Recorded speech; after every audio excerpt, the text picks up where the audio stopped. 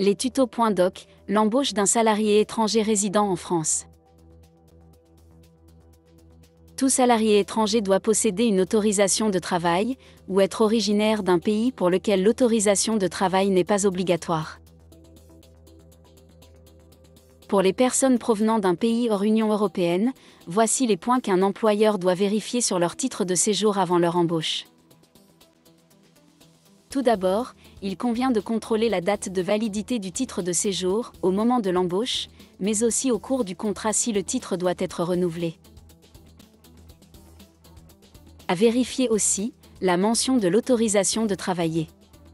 En effet, elle peut être limitée à certaines activités professionnelles ou zones géographiques.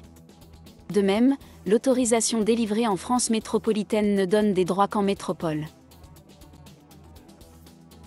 Enfin, l'employeur doit regarder la nationalité du candidat car certaines formalités en dépendent.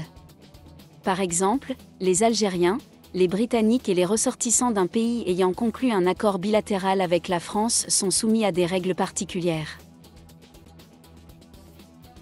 Si le candidat étranger n'est pas inscrit sur la liste des demandeurs d'emploi de Pôle emploi, il conviendra également de vérifier l'authenticité du titre de séjour auprès de la préfecture.